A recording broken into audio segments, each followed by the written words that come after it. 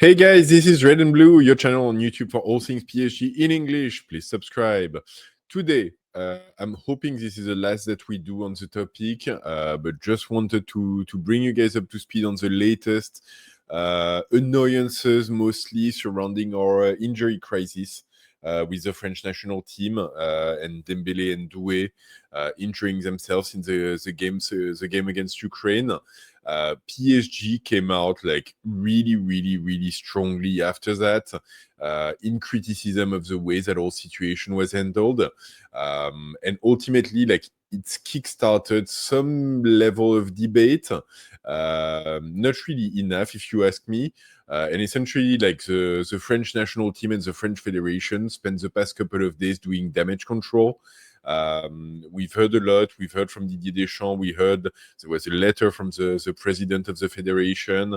And we heard from all of the usual suspects who gravitate around that ecosystem.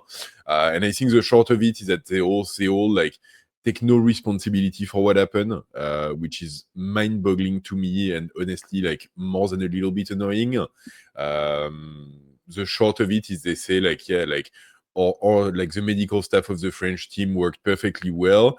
There's always going to be a risk if a player is on the field, and kind of tough luck, and the national team is more important than anything.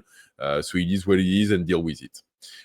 Which is, I think like really reductive to the situation, and doesn't do it justice. Because when you see a pattern of time and time again, PSG players being pressed into service with the French national team and getting injured as a result, and you see a lack of systemic lack of communication and lack of transparency in the dealings between the French national team and the club, there's something there. And like the reality of it is that you shouldn't be able to just sweep this under the carpet, which is exactly what they're trying to do right now. And sadly, like my personal feeling, like ingesting a lot of media and commentary around this, is that for the most part they're going to be allowed to get away with it.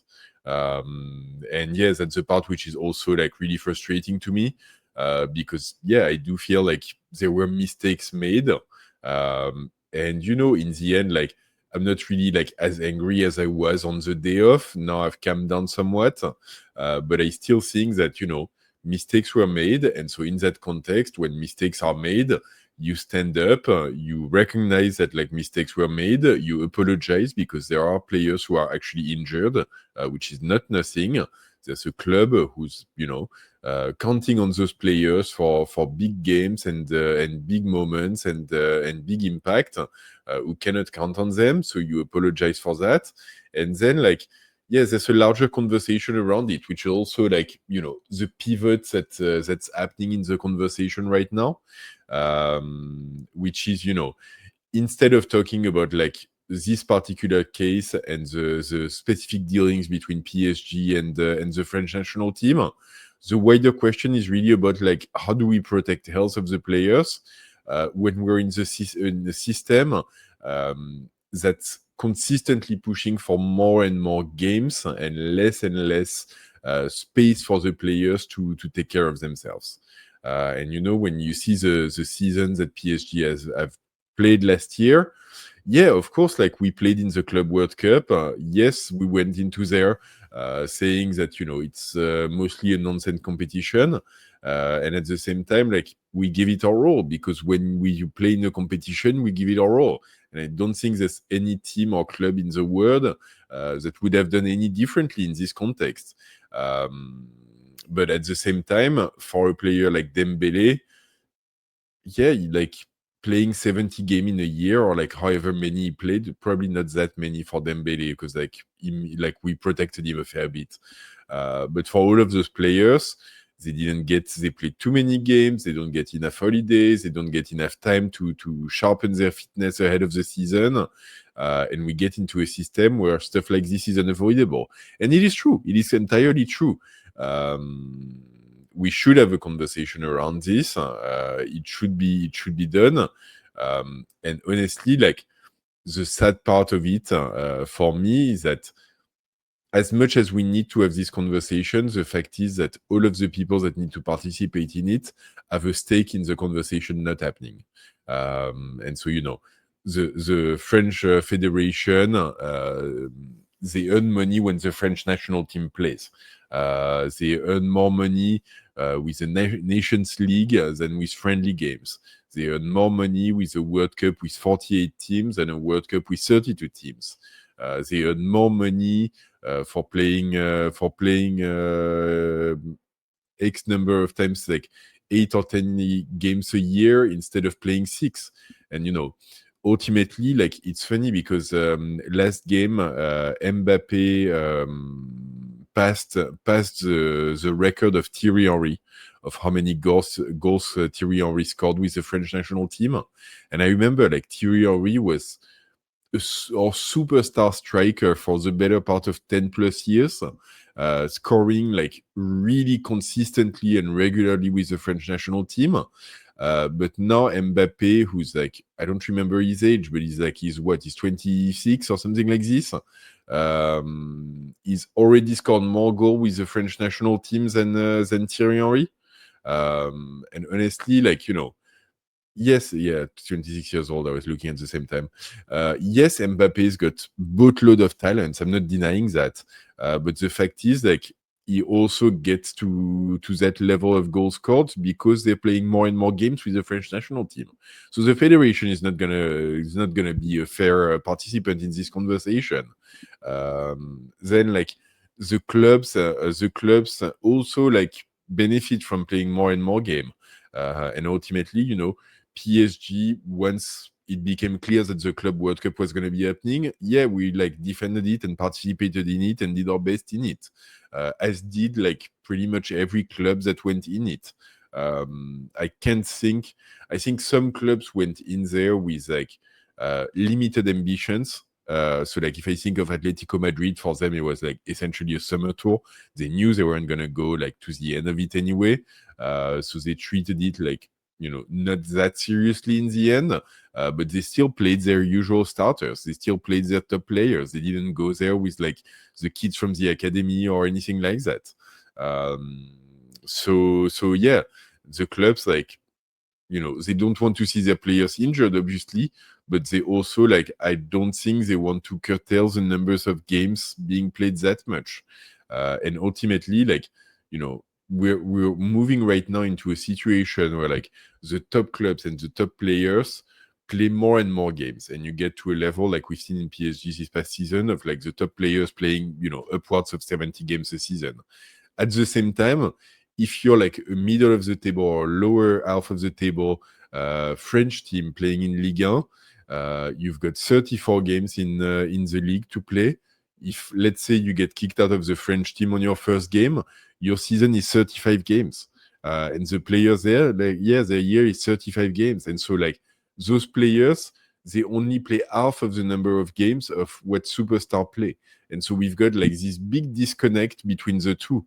And the reality is that you want to add more and more top level games. So a Club World Cup, more games in the Champions League, more national team games, and so on. But you're widening that gap and you're creating such disparity that it makes it impossible to resolve. Because the middle of the pack, middle of the league teams in France, they do want more games. They want to play more games because for them, economically, like, they need to play more games to be making more money. And that's the reality of the ecosystem. And in there you've got, and I think that's, the last piece of the puzzle and the one that we can only count on so much, you've got the players. And it's another thing that's being said about the Dembele case. A lot of players are saying like, oh, why didn't the player say that he wasn't fit to play? Because players have first, they love what they do. They're like passionate about what they do and they want to play games. Like, I can't blame them, of course. But at the same time, they also have huge pressure being piled up on their shoulders in terms of, playing all the time, playing with injury, playing like when they shouldn't play. And, a player like Dembele, he's not a doctor. He needs to play.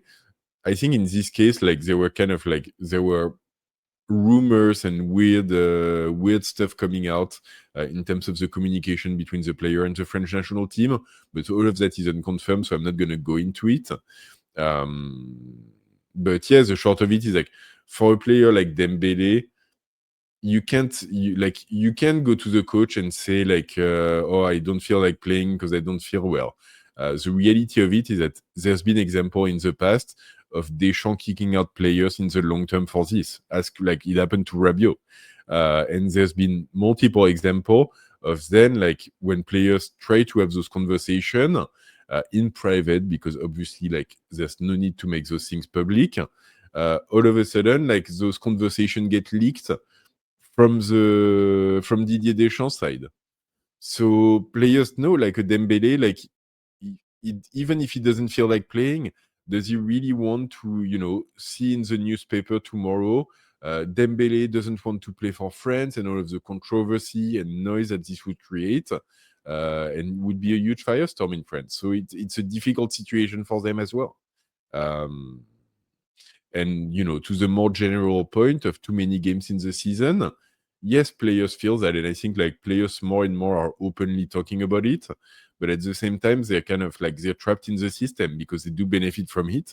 They've got a short career anyway, and they do need to, like, do what they're told and participate and partake so they can get the benefits of it in terms of, money, fandom, whatever it might be. So all of the parties in, I'm not even going to go into like FIFA and UEFA, like obviously those guys, like, they're far gone.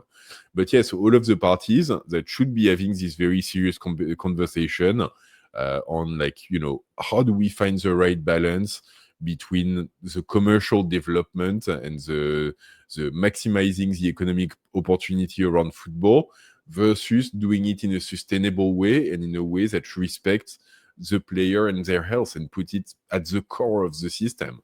No one really wants to have this conversation. And so sadly, 2 of our players got injured, and in the end, everyone is responsible, but no one is to blame. And so no one will happen.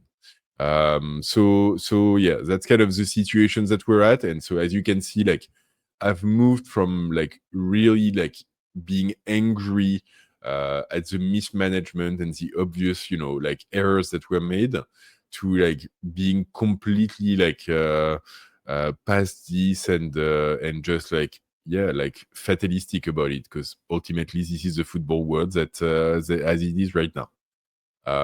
So that's the situation. I still hope that, because the French national team is playing Iceland in the Parc des Princes in their next game, so I still hope Didier Deschamps gets a special welcome from the crowd in the Parc des Princes. I think, we might be hearing some serious whistling going on. But yeah, like, I think that's ultimately like probably gonna be the best that's gonna happen. And yes, the whole conversation is like, it's gonna disappear, and that's just the way it goes. And we'll just have lost our players for a few weeks, and nothing will change as a result. So anyway, talking about this, and I think, looking forward and trying to be more uplifting about this, the good news is that, yes, we've lost like 2 of our top 3-4 players in attack, and we've lost, probably the guy who's going to win the Ballon d'Or and the guy who's going to win the best youngster award of the year.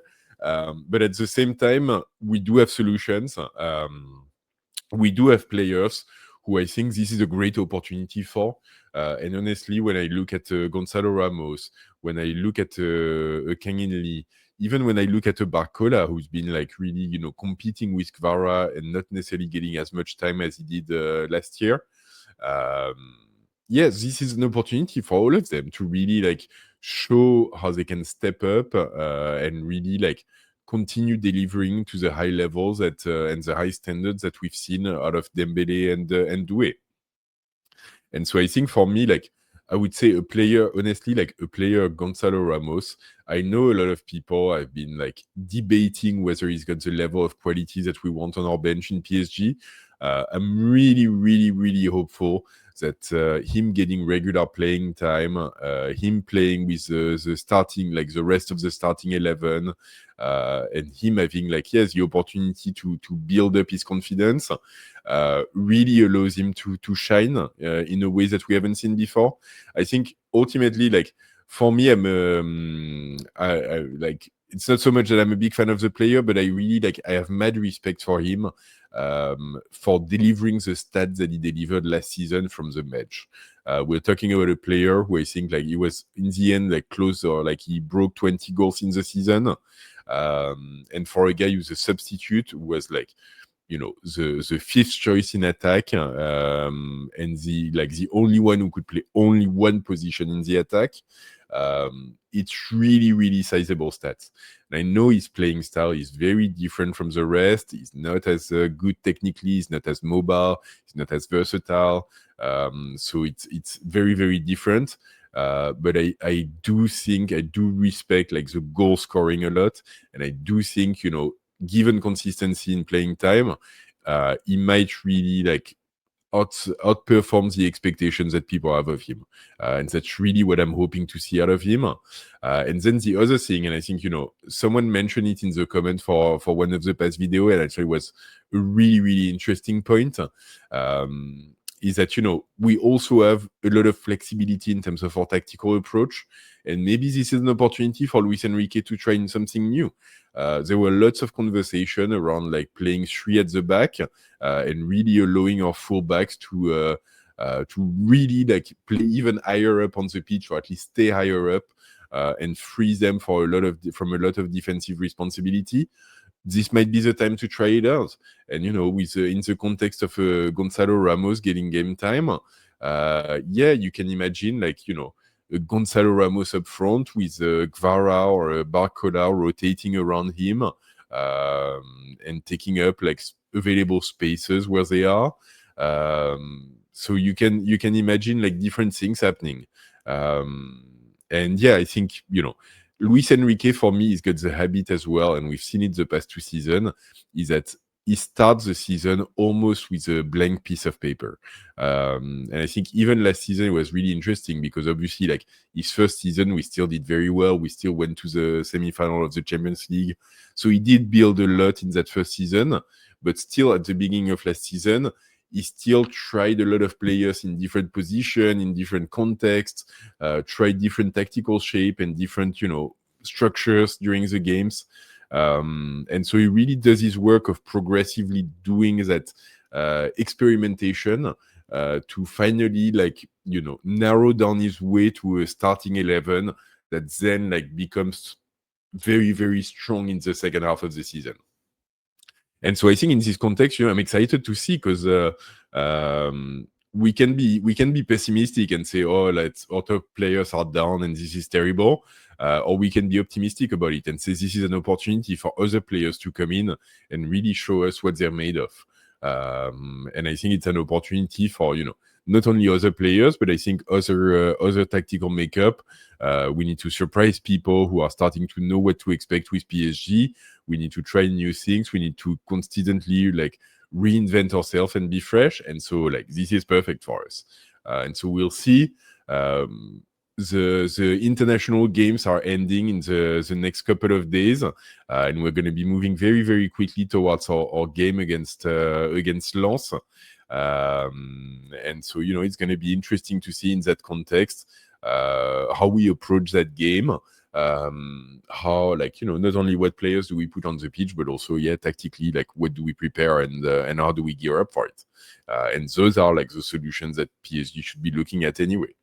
In any case, this is kind of what I had, the latest on the injury crisis and the France versus PSG of it all. I really, really hope that at least like all of our players can come back now from the international break without any more injury. It does look like Barcola is going to be playing again with the French national team, which, we should all keep our fingers crossed about this one. But beyond that, Marquinhos is not going to play. Hakimi is not going to play. So a few of our must-haves. Kvara is already done and okay. So a few of our big players are already out of the woods. So knock on wood for the others. But yes, this is where we are. Anyway, this is where I'm going to end. Please drop a like on this video. Please let me know in the comment what you think of this. And obviously, like what you make of the need of a conversation around playing times and the number of games and the volumes of competitions. And as always, please subscribe to the channel and hit the bell to get notified of future videos. And don't forget, more than ever, ici c'est Paris!